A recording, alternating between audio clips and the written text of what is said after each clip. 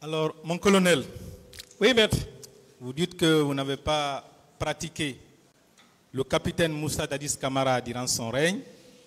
Vous n'avez pas été non plus l'un de ses gardes-corps. Je voudrais savoir comment vous avez pu comprendre que son aide de camp commandait le camp Koundara, le GIR et le camp Kamayen. Comment vous avez pu comprendre ça? J'ai vraiment expliqué à maintes reprises, je ne peux plus revenir sur ça. J'ai expliqué. Cette question-là. Hein? Cette question-là. Personne ne vous a demandé ici comment vous avez pu avoir ces informations. Personne ne vous a posé cette question. Je vais expliquer, vous allez vous retrouver. Peut-être que ce jour, vous n'étiez pas là. J'ai dit, Toumba est venu dire qu'il était l'aide de camp et commandait le salon, composé de 32 personnes. Après, il a posé des actes qui relèvent de la compétence du commandant de la garde présidentielle. Il a dit que Makambo est allé à Koundara. Il a pris 2 éléments de Begré. Begré l'a appelé. Begré l'a appelé. Quand il l'a appelé, il a dit, pourquoi tu as permis cela? Pourquoi tu as livré les 2 sans se référer avant de le faire? Oh, je viens d'expliquer, le militaire rencontre à qui? Il rencontre à son chef. Alors, s'il a rendu compte, ou bien s'il n'a pas rendu compte et qu'il a fait l'objet de reproches, il va sans dire que lui, Koundara relevait de lui. Donc, sa compétence s'étendait sur Koundara. Ce qui suppose qu'il jouait le rôle de la garde, du commandant de la garde présidentielle. Alors, le commandant de la garde présidentielle, pour votre information, lui, il commandait toutes les unités dont vous êtes en train de faire allusion, notamment Koundara, Bellevue, Tombeau, Gir. Qui vous l'a dit? Qui vous a dit ça? Qui vous a donné cette information qu'il commandait tous ces camps? J'ai expliqué, je ne peux plus revenir sur ça. Vous n'avez jamais expliqué ça. Mais c'est expliqué ça ici. C'est la preuve que vous faisiez partie de la garde parallèle, sinon vous n'auriez pas ces informations. Je continue. Mon colonel, comment vous pouvez expliquer, avec la célébrité du commandant Claude Pivi, que ce n'est qu'à la maison centrale que vous l'avez connu? Son service était rattaché à la présidence. Votre service était également rattaché à la présidence. Comment vous pouvez nous expliquer ça? Mais c'est grave. C'est très grave. Je n'ai pas dit que je ne connaissais pas Claude Pivi. Je n'ai jamais dit ça ici. J'ai dit c'est à la maison centrale que Claude Pivi m'a connu. Donc vous le connaissez, mais lui ne vous connaissait pas. Diaby m'a connu. C'est à la maison centrale que le président Dadis m'a connu. Vous pouvez le demander. Connaît Diaby est là, c'est ici, ils m'ont connu. Je passe, mon colonel. C'est à la maison centrale bon, je passe. ici que Toumba même m'a connu. Il a dit ici qu'il ne m'a jamais connu. Toumba dit qu'il ne m'a jamais connu.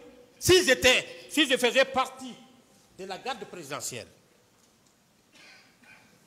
alors qu'il a dit qu'il ne m'a pas connu, il ne m'a jamais connu. Mon colonel, je continue. Je veux savoir qui vous a informé que M. Kalonzo avait été emprisonné. À quel moment vous avez été informé, par qui? Vous dites? Kalonzo, qui vous a informé de son emprisonnement? Je n'ai pas de réponse. Vous n'avez pas de réponse? Non. Et vous avez dit ici que le 28 septembre, il était en prison. Comment vous l'avez su? Il était en prison le 28 septembre parce que,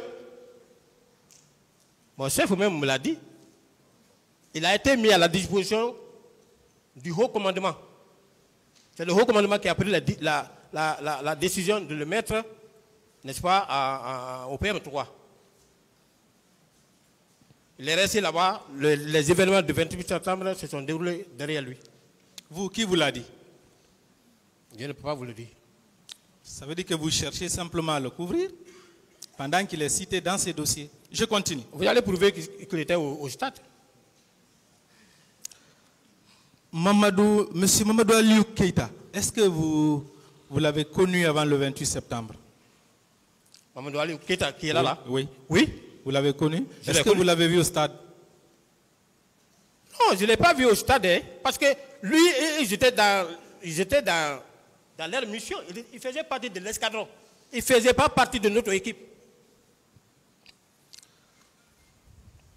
J'ai connu qu'il était avant même qu'il ne soit gendarme. D'accord. Monsieur Cécile Raphaël là-bas, vous l'avez connu avant le 28 septembre? Non. Vous ne l'avez pas connu? Non. Okay. Le 28 septembre 2009, votre rassemblement au camp Alpha, qui l'a présidé? Avant le départ des équipes de l'antidrogue. On n'a pas fait un rassemblement. Vous n'avez pas fait de rassemblement? Non. Je ne sais pas qu'est-ce qu'il faut expliquer pour que je sois compris. Vous venez, vous trouvez vos noms. La planification. Moi, je pense qu'après, la planification, vous trouvez vos noms là-bas. Vous êtes de patrouille, vous êtes de garde, vous êtes de piquet. Mais vous prenez vos hommes, vous sortez, maître. Pourtant, les autres éléments indiquent qu'il y a eu un rassemblement. D'accord. Alors, qui a donné les consignes aux différents groupes?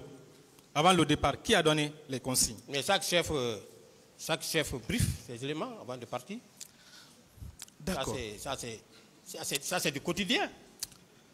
Il y a eu quel groupe? L'antidrogue avait été constitué en combien de groupes ces jours pour vos patrouilles? Je n'ai plus de réponse à cette question. Vous n'avez plus de réponse. Alors, M. Farimba Mara et M. Souri Kondé indiquent qu'il y a eu deux groupes. Un qui a emprunté la route des Princes et l'autre qui a emprunté l'autoroute. Et que tous les deux groupes, selon Souri Kondé, tous les deux groupes avaient pour destination le stade du 28 septembre. Qu'est-ce que vous en dites? Moi, je ne peux plus revenir sur ça parce que si vous lisez leurs déclarations, personne n'a fait cas au mauvais comportement de Blaise. Non, je ne parle pas de votre comportement. Je ne parle pas de votre comportement. Vous avez parlé de la direction de l'Ambagné que vous aurez prise ce matin. Et ils disent qu'il n'y a eu que deux groupes et que tous les deux groupes avaient pour destination le stade du 28 septembre. Je n'ai pas de réponse. Vous n'avez pas de réponse? Non. Très bien, je continue.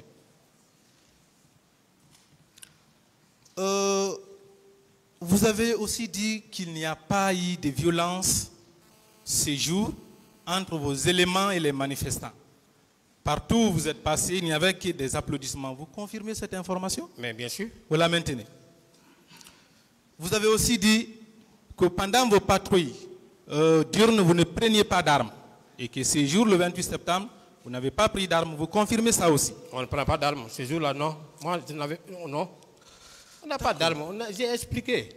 Pourtant, il y a plusieurs procès-verbaux qui indiquent qu'il y a eu des violences entre les manifestants et vos éléments ces jours et que vous étiez armés. Je veux parler des services de l'anti-drogue.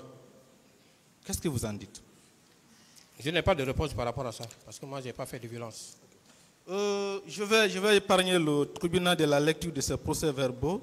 Je vous lis quand même un extrait du rapport du commissaire central de Dixine qui dit ceci. Ce lundi 28 septembre 2009, aux environs de 10 heures, avons constaté l'arrivée spontanée d'une foule à environ 10 000 sur l'axe Dixine, en direction Amdalaï-Dixine, en direction du stade du 28 septembre de Conakry, où elle devait se rendre pour un meeting. Elle a été dispersée par une brigade de la lutte anti-drogue et du grand banditisme au niveau du rond-point Bellevue. Face à la persistance des manifestants, cette brigade a replié pour venir se baser au commissariat central de Dixine, où elle a fait des tirs, où elle a fait 5 minutes en faisant des tirs de sommation. Ce n'est pas votre groupe, ça? Le groupe qui a emprunté la route des Princes. Ce n'est pas votre groupe? Non. Si vous lisez ma déposition, j'ai été très clair. Durant tout mon parcours, je n'ai enregistré aucun incident. Aucun. Et je suis formel. Hein? Il n'y a pas de problème. Nous allons continuer.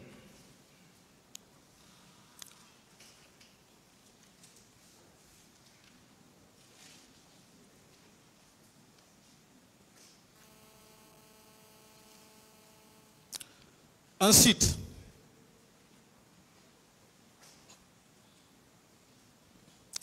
je reviens au niveau du stade. Vous avez indiqué que c'est lorsque vous avez vu les bérets rouges que vous avez pris la fuite. J'ai décroché. Ma question est de savoir, est-ce que vous aviez vu les autres gendarmes qui étaient au stade? Parce que vous n'étiez pas seul.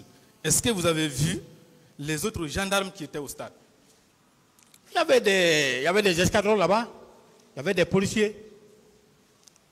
Pourquoi vous ne les avez pas rejoints?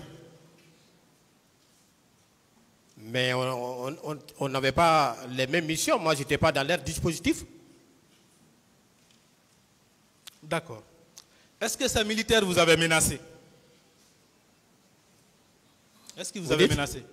Les militaires que vous avez vus tirer en rentrant au stade, est-ce qu'ils vous avaient menacé? Ils ont commencé à tirer. Et puisqu'il n'y avait pas d'entente entre nous, nous on a quitté. Ma question est précise. Est-ce qu'ils vous avaient menacé ces jours au stade? Personne ne m'a menacé.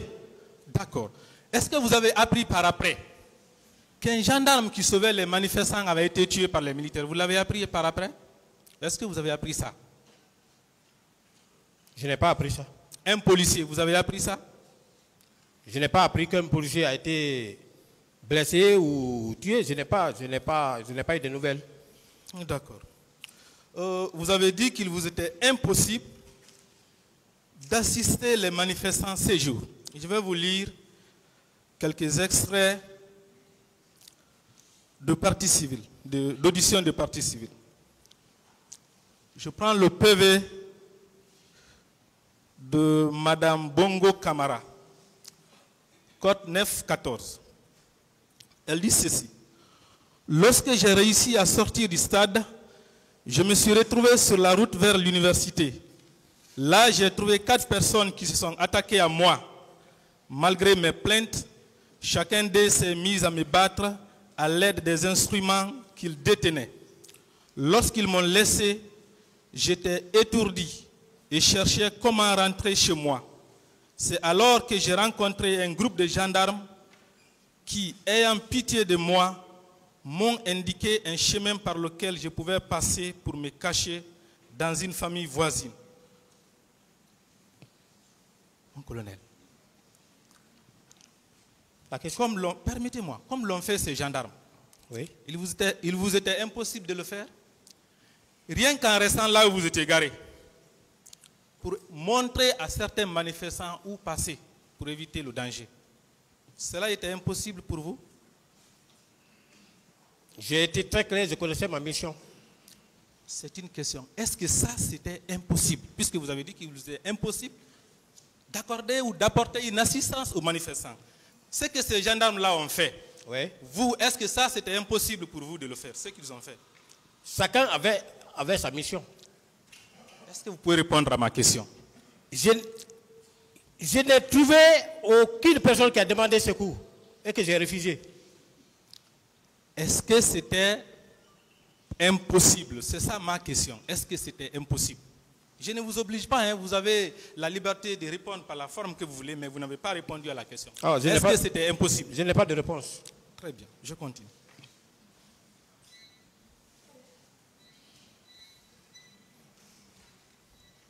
Je prends le PV de Madame Traoré Fanta Camara. Elle nous dit ceci.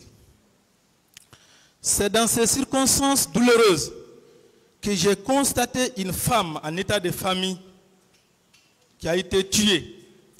L'enfant s'est remis dans le ventre de sa mère, une autre poignardée au niveau des seins. Finalement, j'ai rampé avec les 4 enfants que j'avais. Dans ce mouvement, je me suis retrouvé parmi les cadavres. Comme chacun cherchait à se sauver, je me suis défait des enfants, malgré. Ce jour, malheureusement, il y avait des enfants au stade.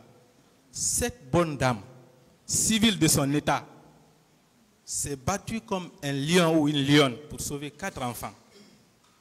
Finalement, elle a fini par les lâcher.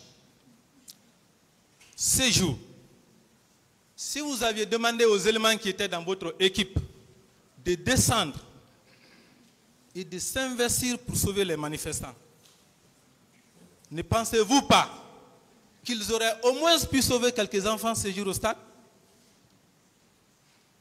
Moi, je n'étais pas là-bas pour le maintien de l'ordre, encore une fois de plus. Je ne vous demande pas d'aller vous battre avec les bérets rouges. Voilà. Mais au moins, est-ce que vos éléments auraient pu sauver les enfants, au moins ce jour? Si vous ne leur aviez pas demandé de se retourner, est-ce que ça au moins c'était possible? Sauver les enfants ce jour. Quand les corps se retrouvent, chacun a sa mission. Ceux qui étaient chargés de faire le maintien d'ordre, c'est eux qui avaient la mission de s'occuper de ce genre de trucs. Voilà. Mais moi, ma mission, ce n'était pas de faire le maintien de l'ordre. D'accord. Voilà. Je continue avec la même dame. Plus tard, finalement, j'ai trouvé refuge près d'un conteneur à l'enceinte d'une ONG.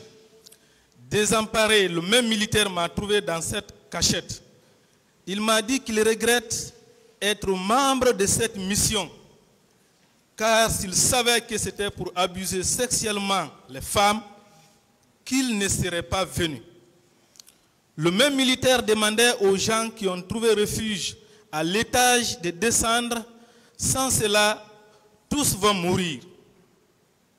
Nous nous sommes retrouvés dans une cour fermée. Dans ces manœuvres, le militaire qui nous protégeait a esquivé l'arme de ses collègues en disant d'abandonner ce qu'il est en train de faire. Ce dernier a braqué l'arme contre lui. Le même militaire a dit haut et fort que quiconque ouvre le feu maintenant sur cette population, qu'il le fera descendre.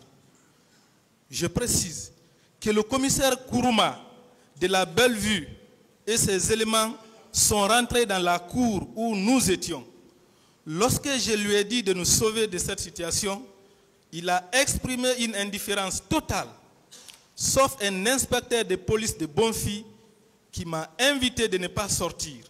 Il a préféré rester à côté de nous pour nous consoler, alors que le commissaire Kourouma, je l'ai connu au commissariat de Bellevue.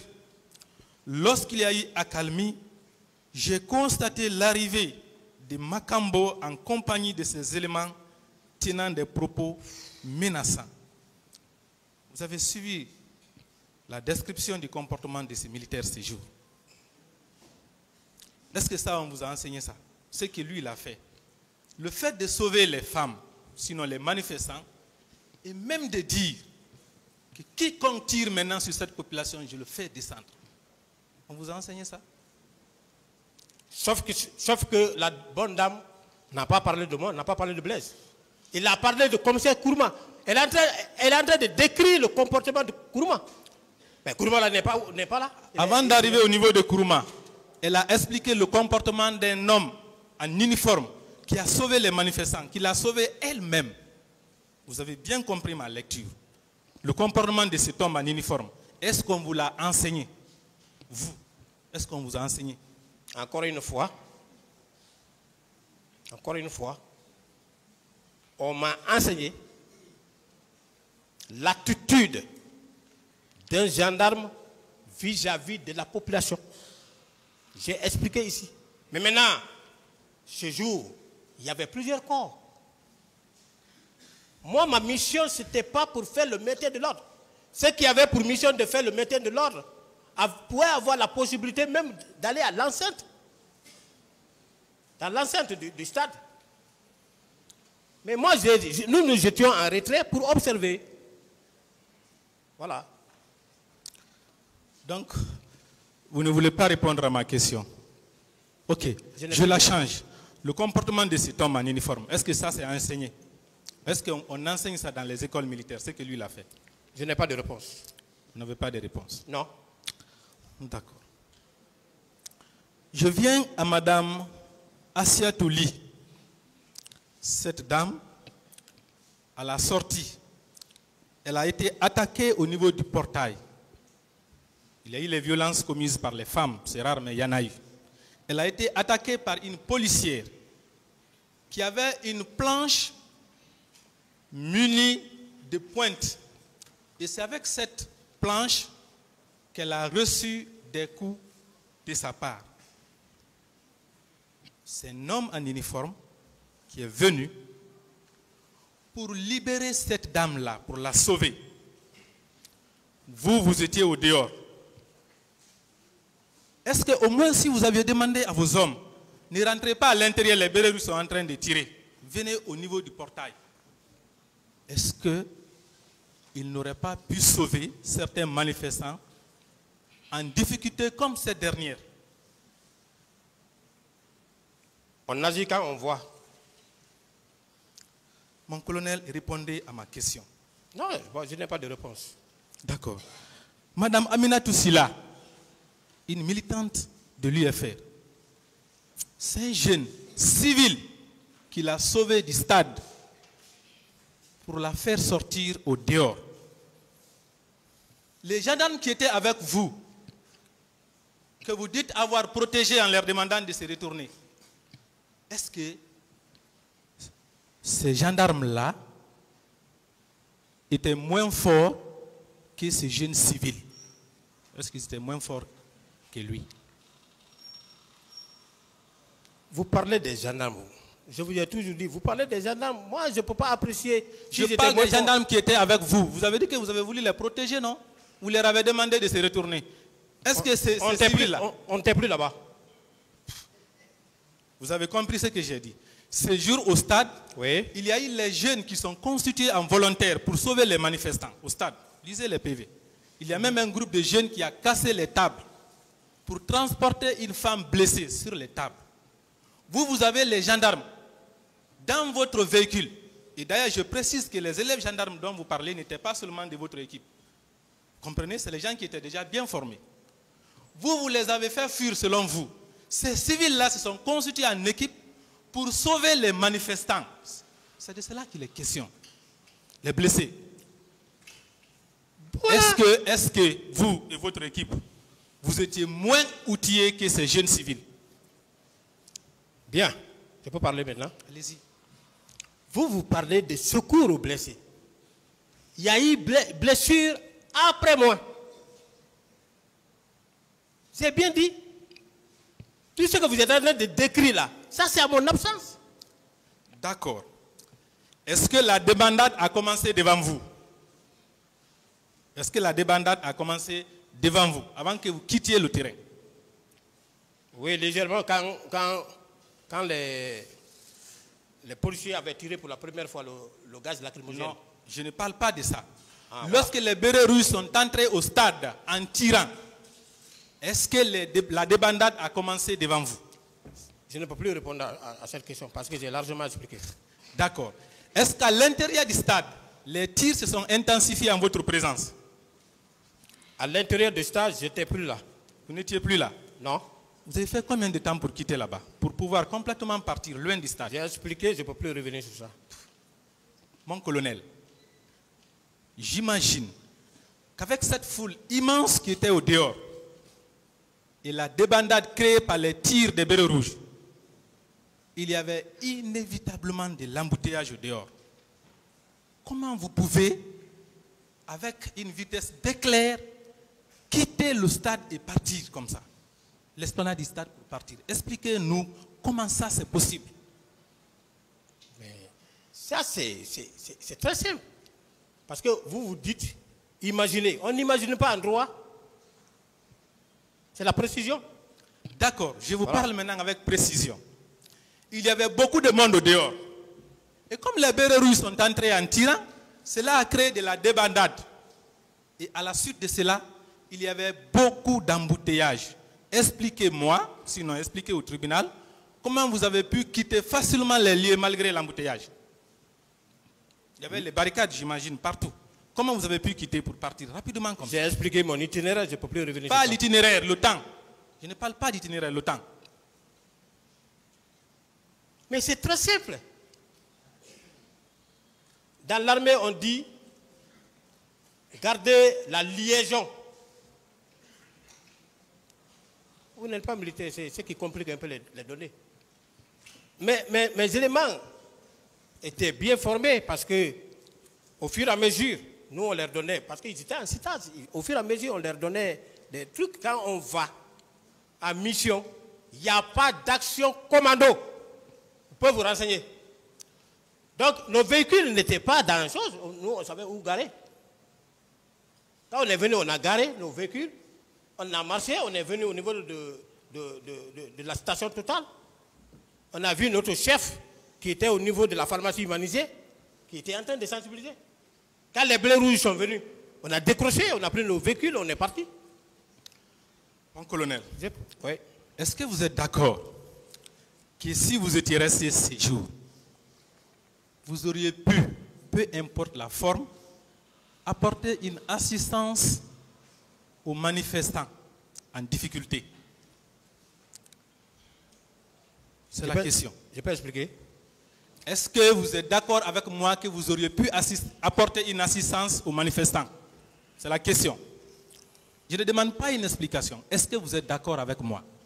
Je ne pouvais pas y être. Je n'étais pas là pour le maintien de l'ordre.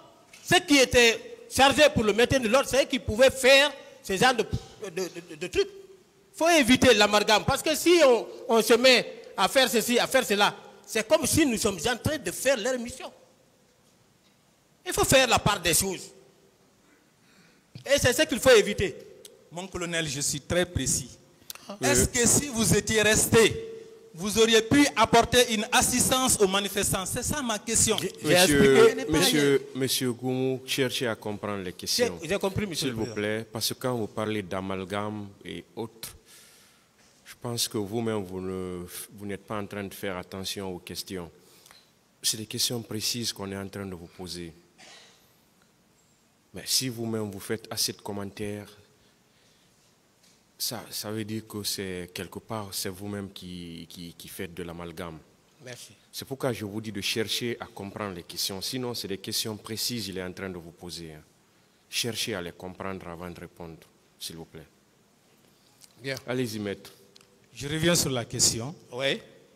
Est-ce que vous êtes d'accord avec moi que si vous étiez resté 6 jours en place, vous auriez pu apporter une assistance aux manifestants? Je n'ai pas de réponse à cette question. D'accord. Est-ce que vous êtes d'accord que si vous n'aviez pas demandé au groupe qui était avec vous de se retourner au camp, vos éléments auraient apporté une assistance aux manifestants? Je n'ai pas de réponse. D'accord. Est-ce que vous êtes d'accord avec moi que les éléments constitutifs de la non-assistance à personne en danger sont réunis à votre rencontre? C'est la question. Non. D'accord. En empêchant votre groupe de venir au secours des manifestants, est-ce que vous êtes d'accord avec moi qu'aussi les éléments constitutifs de la complicité de la non-assistance à personne en danger sont réunis à votre rencontre, mon colonel? Non. D'accord.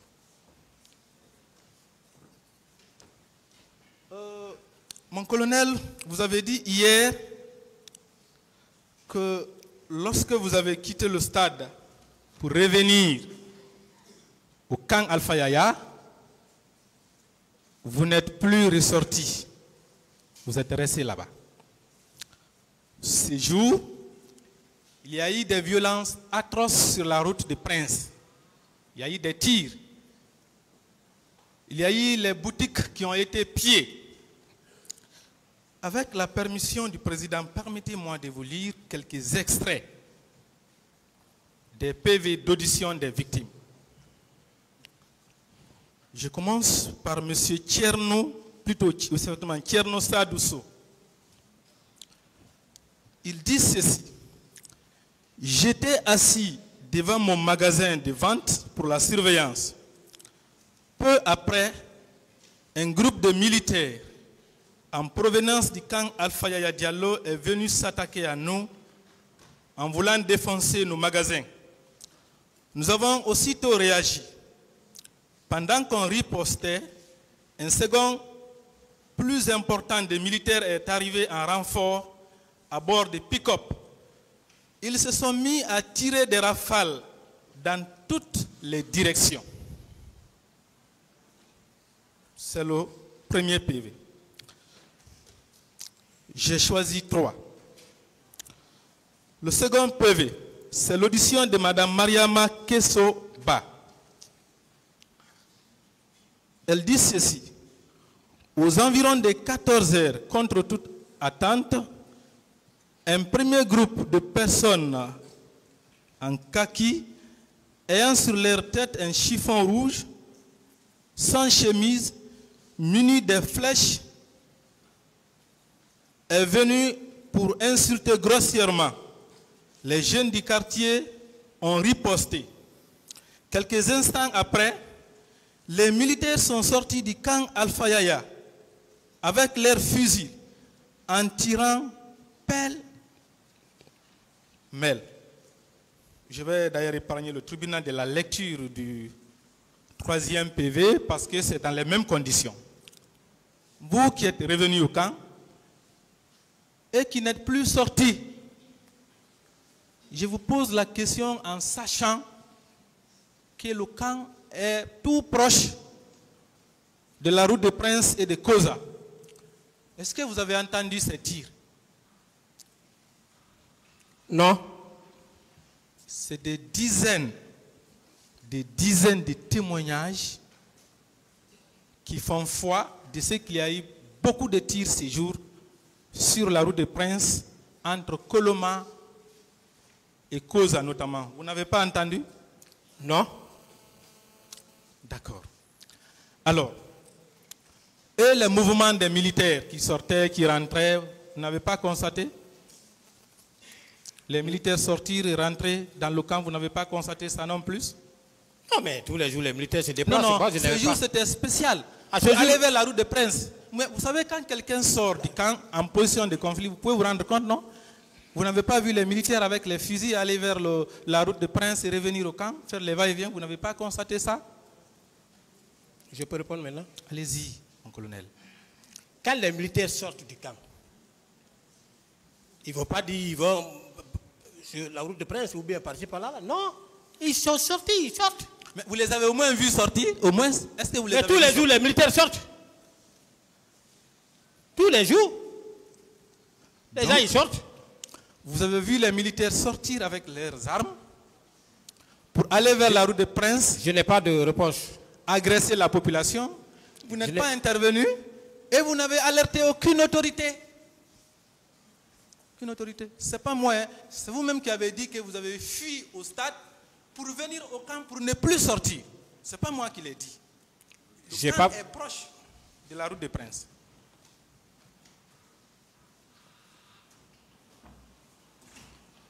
Où est la question?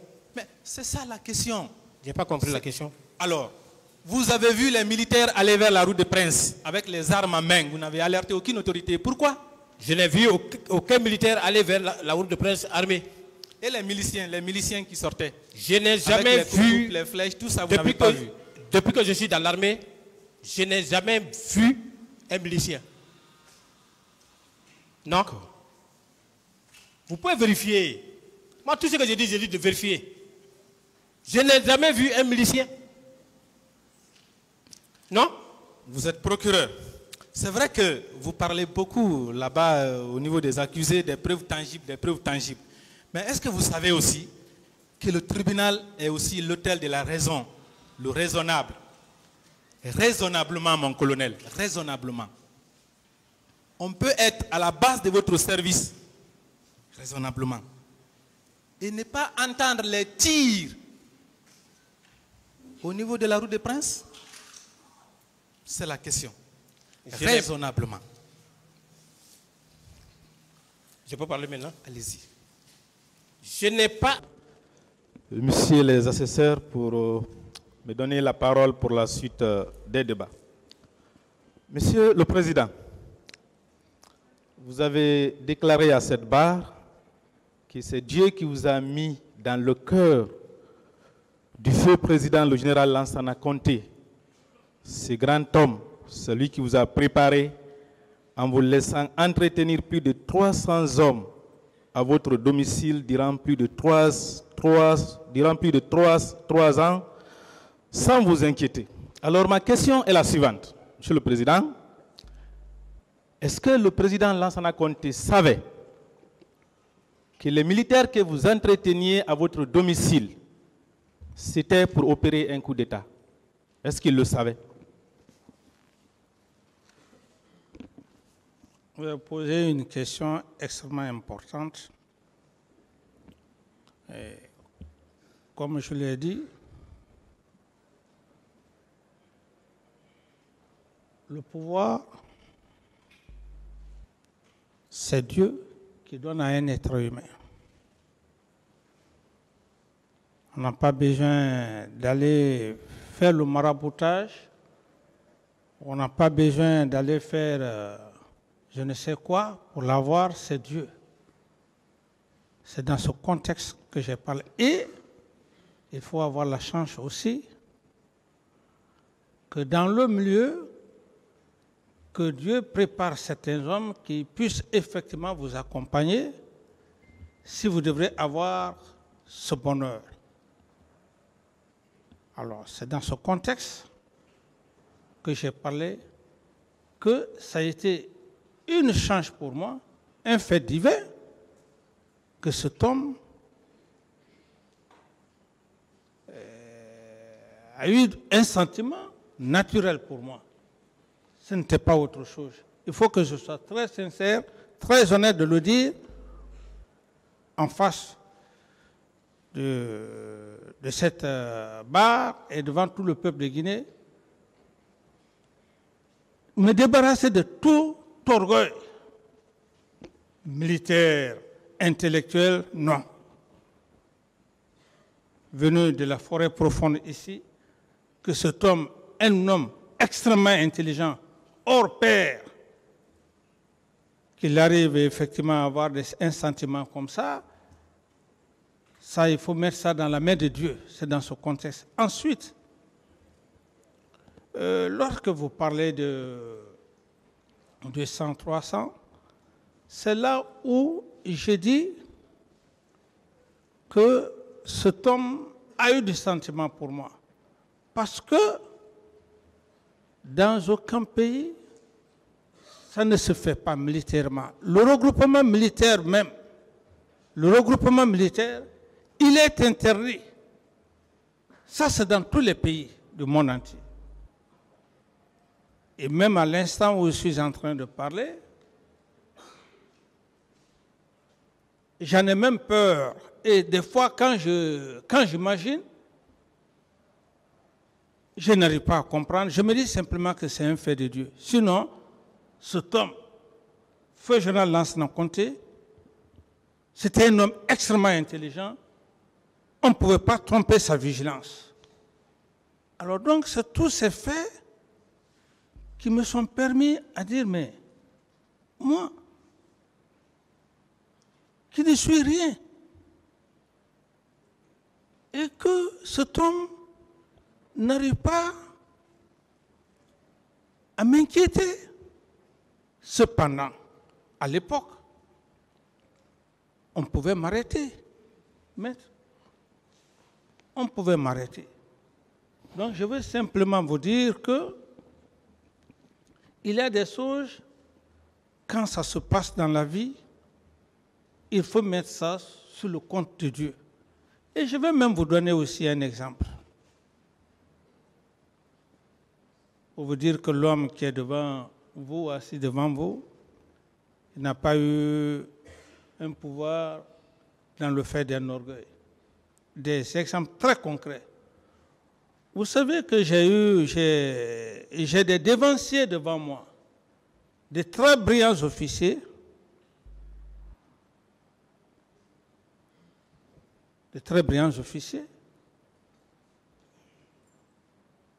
ça pouvait être eux. Mais si cela n'a pas été fait, maître, je me dois le devoir de reconnaître Dieu. Monsieur Camara, oui. Ce qu'il veut savoir, Ouais. est-ce que ces 200 ou 300 hommes ont été entretenus par vous Est-ce que le général Lansana Conté savait que c'était pour faire un coup d'État? C'est ce qu'il veut savoir. Bon, maître, vous parlez, c'est même... ça, c'était des moments qui se faisaient régulièrement, les hommes venaient, et je me dis, je le dis entre Dieu et moi, c'est pourquoi cet homme, je le reconnais, il le savait, parce qu'il y avait un service de renseignement extrêmement important. Et s'il ne l'a pas fait. Est-ce que c'était dans le but, il savait que c'était dans le but de faire un coup Non, d'État? il ne le savait pas. D'autres questions? Il ne le savait pas. Monsieur le Président, est-ce que vous étiez ami à feu Ousmane Conté, le fils du président Lansana Conté? Est-ce que vous étiez ami? Oui, oui, oui, comme tout. D'accord, Oui. d'accord. Alors, vous n'avez jamais fait croire à Ousmane Conté que les militaires que vous entreteniez chez vous étaient destinés à protéger le pouvoir de son père? Mais ça, c'est ce que... c'est votre idée. C'est votre idée. Un officier militaire, on ne peut pas imaginer ce que vous êtes en train de dire. Je ne répondrai pas à cette question, maître. D'accord. Vous n'avez jamais promis à Feu Ousmane Conté de l'aider à prendre le pouvoir après le décès de son père? Mais ça, c'est même contre... c'est immoral. C'est immoral. Quel est cet homme-là? Quel est cet homme qui, de son père vivant, vous lui faites des propositions, mais il vous arrête. Il faut être un maudit. Il faut être un maudit. Ça, ce sont des imaginations. Parce qu'aussi, il y a la jalousie. Mais vous pensez que, maître, bon, mon avènement, vous pensez que c'est tout le monde qui était content, et même à l'instant où nous sommes en train de parler? Non. D'autres questions? D'accord. Monsieur le Président, vous ne receviez pas de financement de la part de Feu Ousmane Conté pour la prise en charge des militaires que vous entreteniez à votre domicile? Non, non, non. Au contraire, au contraire. Et c'est pourquoi je ne vais pas aussi rentrer dans beaucoup de détails. C'est moi que le président, le feu général Lansana Conté m'appelait, je venais. Il n'avait pas besoin de services commandés de l'armée, il avait son propre. Vous me suivez, maître? Je vous suis très bien. C'est à moi qu'il me remettait son chèque. C'est à moi qu'il remettait son chèque. Je n'avais pas besoin de qui que ce soit. Je n'avais pas besoin. D'accord. Monsieur le Président, permettez-moi de lire deux extraits des procès-verbaux d'audition de votre ancien compagnon de lutte pour la conquête du pouvoir, le commandant Toumba Diakité. D'abord, l'extrait du procès-verbal d'interrogatoire devant la gendarmerie de Dakar. J'ai alors commencé à mobiliser la troupe à partir de la capitale pour les envoyer chez Moussa Dadis Camara. Il faisait croire au commandant Ousmane Conté, fils du feu général Conté, qu'il préparait des hommes pour lui. Ce dernier finançait Moussa pour entretenir la troupe, tout en ignorant les motivations de Moussa. On a réussi à mettre la main sur les hommes que j'ai nommés groupe spécial de Conakry. Ça, c'est à Dakar. Devant les poules de juges d'instruction à Conakry, tous ces chefs de troupes ont été présentés à Dadis, qui s'est engagé à s'occuper immédiatement de leur entretien. Au bout de 3 mois, on pouvait réunir chez lui plus de 200 hommes à son domicile à Lambagne. Cela nous a été facilité par le fait que Dadis était en connivence avec Ousmane Conté, qui était rassuré de succéder à son père au pouvoir. Dadis, qui le soutenait dans ça, a bénéficié d'un financement avec les promesses de nomination à des hautes fonctions. Je vais poursuivre. Je dois souligner que l'une des stratégies de Dadis consistait à pousser les hommes de la troupe comme mutés à l'intérieur suite aux mutineries à manifester. À chaque fois, il fait comprendre à Ousmane Konté que c'est lui qui sauve le régime. Il faut noter que le général Konté était fatigué. Ce sont ces démarches qui ont abouti à la nomination de Dadis comme directeur général du carburant. Oui, maître, vous savez... Qu'est-ce que vous en... Ok, je dis bien que par rapport à la déclaration de Toumba, mais ce sont des moyens de sa défense contre ma personne. Toumba lui-même, mais il n'a pas vécu ici. C'est de Soronconi qu'il est venu. Moi, mon avènement n'a pas daté de sa venue. C'est quand je suis revenu de l'Allemagne, en 2000, après l'académie. J'ai connu Toumba quand? Et j'ai connu Toumba dans les années 2005, 2007. Donc tout ce qu'il est en train de raconter, ce sont des allégations. Et c'est pourquoi j'aime bien dire que le feu général Lansana Conté n'était pas un homme communautariste, encore moins aussi sa famille qu'il est en train de parler. Alors, à ce niveau, je dis clairement, très clairement, entre Dieu et moi,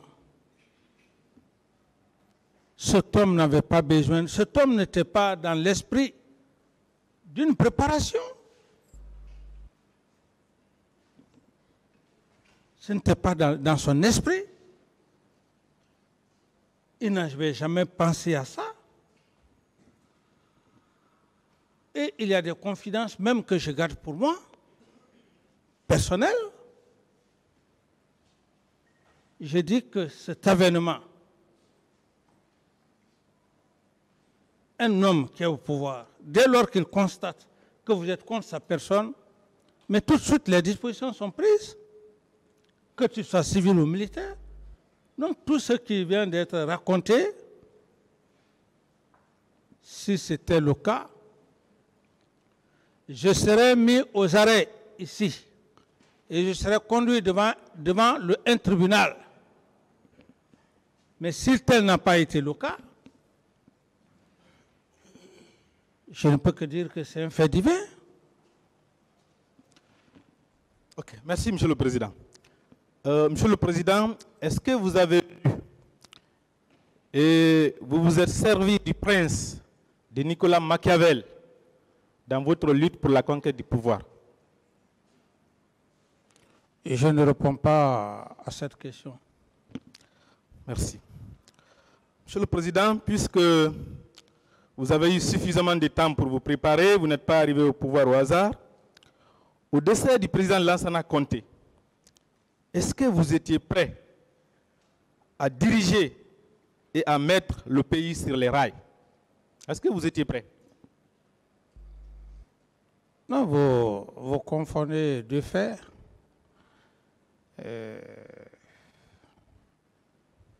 J'étais prêt à diriger, à mettre le pays sur les rails. Ça fait déjà deux questions. Quelle est la vraie question? Est-ce que vous étiez prêt? C'est la question, il n'y a pas une autre question. Il n'y a pas une fausse, il n'y a pas une vraie, il n'y a que la question. Prêt pour... Est-ce que vous étiez prêt pour diriger le pays et à le mettre sur les rails? Est-ce que vous étiez prêt? Oui. je n'ai pas besoin de faire moi-même mon propre bilan. En 11 mois, vous l'avez vu, vous l'avez constaté. Ça suffit largement. En 11 mois, contrairement au temps que vous avez vécu ici pendant plus de 10 ans. On est des Guinéens, on n'a pas besoin de se cacher. Moi, je ne commande pas mon bilan. En 11 mois, contrairement aux 10 ans que vous avez eu à faire ici. Faites la différence. Ce n'est pas le capitaine qui doit parler. Monsieur le Président, vous aimiez prononcer les expressions nettoyer le pays, rendre au pays sa dignité. Est-ce que vous étiez prêt à rendre à la Guinée sa dignité? Je dis maître. Je dis maître. En 11 mois. En 11 mois. Prenez ce temps et vous comparez aux 10 dernières années que vous avez eu à faire au lieu de rentrer dans beaucoup de choses. On est des Guinéens, ce pays-là nous appartient tous. On est devant l'histoire. Merci, Monsieur le Président. Est-ce que vous étiez prêt à assumer les responsabilités des chefs suprêmes des armées?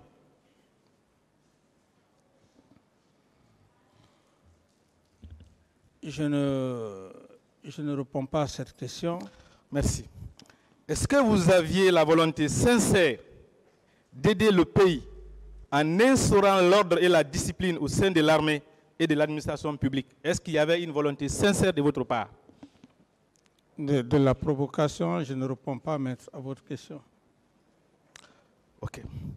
Monsieur le Président, lorsque l'armée guinéenne vous faisait confiance en vous donnant le pouvoir pour mettre le pays sur les rails, est-ce que c'était pour le partager avec votre ami le général Sekouba Konaté comme un plat de riz? Est-ce que c'était pour ça? Bon, je crois qu'à ce niveau, c'est la vie des êtres humains. Même le fait aussi que je sois là, est-ce que si, au moment où je prenais le pouvoir, est-ce qu'il était dit, est-ce que je le savais, que moi, mon aide de camp, pouvait me trahir? Tout ce qui s'est passé maintenant au stade du 28 septembre, est-ce que je le savais? Donc si vous parlez le cas du général Sekouba, je crois que c'est naturel. Je ne suis pas le seul et je ne serai pas le dernier. D'accord. Monsieur le Président, pourquoi vous avez préféré partager le pouvoir avec le deuxième vice-président pendant qu'il y avait un premier? Mais c'est ce que je vous dis.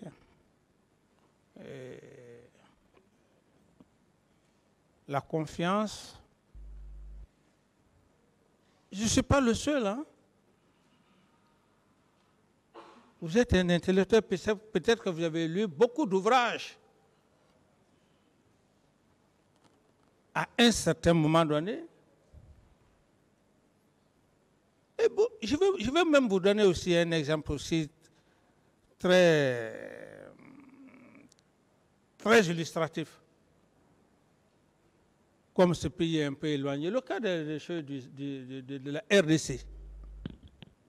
Ce n'est pas Patrice Lumumba qui a fait connaissance avec Mobutu. Lors d'un entretien, il a dit que lui, il peut être secrétaire à la Défense. Il le pensait, ce qui allait se passer. Je ne suis pas le seul maître. Ça, c'est un fait qui est humain. La confiance. Il faut seulement souhaiter que vous ne soyez pas trahis, c'est tout. D'accord. Monsieur le Président, après les événements du 28 septembre, à l'époque, vous avez imputé ces événements à l'indiscipline dans l'armée, en disant que l'armée guinéenne est la seule au monde qui n'est pas structurée depuis 50 ans. Nous sommes dans une armée où un caporal peut dire merde à un général. Durant les 11 mois que vous avez fait au pouvoir, vous avez radié combien de militaires pour indiscipline? Je n'ai pas de réponse à cette question. D'accord. Quand Toumba avait donné un grade à M. Marcel, est-ce que vous avez retiré ce grade et sanctionné les deux? Je suis là pour les faits des événements du 28 septembre, mais je ne réponds pas à cette question. Si c'est lié aux événements, aux faits, je pour moi c'est lié. Monsieur le Président, est-ce que vous avez radié les militaires qui ont frappé le général Toto, le plus haut gradé de l'armée? Est-ce que vous les avez radiés? J'en ai suffisamment parlé. J'ai dit un fait ou des faits qui ne sont pas liés aux événements du 28 pour lesquels je suis devant le tribunal criminel. Et je ne répondrai pas, je ne réponds pas à cette question. D'accord. Monsieur le Président, vous disiez dans votre narration que les événements du 28 septembre, c'est un complot contre vous pour vous enlever, organiser les élections et donner le pouvoir à qui le général Sekouba Konaté le veut. Vous avez précisé que si c'est vous qui organisez les élections, vous auriez donné le pouvoir à celui qui les gagnerait, soit celui d'Alain Diallo ou Sidi Touré, mais que vous donneriez le pouvoir au vainqueur. Mais au même moment, c'est vous qui disiez qu'aucun civil ne peut gérer cette armée-là. Aucun civil ne peut gérer cette Guinée-là. Comment vous pouvez dire que vous étiez prêt à donner le pouvoir à un civil alors que vous-même vous disiez qu'aucun civil ne peut gérer l'armée? C'est la question? Oui. C'est de la désillusion et je ne réponds pas à cette question. Désillusion? Oui, parce que vous mélangez les choses ou vous restez dans un contexte par rapport à un programme d'élection, de ceci, de cela. Mais lorsque vous mélangez les choses... Monsieur le Président, c'est moi qui ai l'option de ma stratégie. Bon, donc je n'ai rien mélangé. C'est la question que je vous ai posée. Vous êtes libre de répondre ou de ne pas répondre. Mais ce n'est pas à vous de m'imposer une stratégie. Je suis d'accord. Excusez-moi, je ne réponds pas à cette question. Je vous ai dit que vous n'avez pas à commenter les questions. Voilà. Si vous n'avez pas compris, dites que vous n'avez pas compris ou vous répondez. C'est simple, M. Camara. Continuez, maître.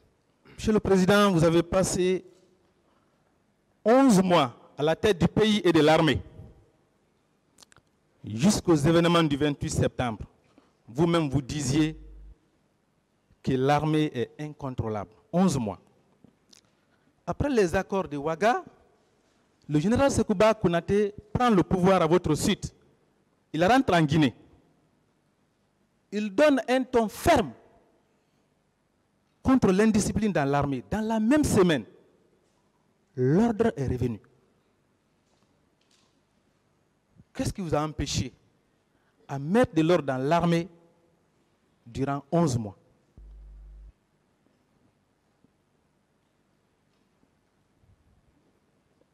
C'est la question, Monsieur le Président.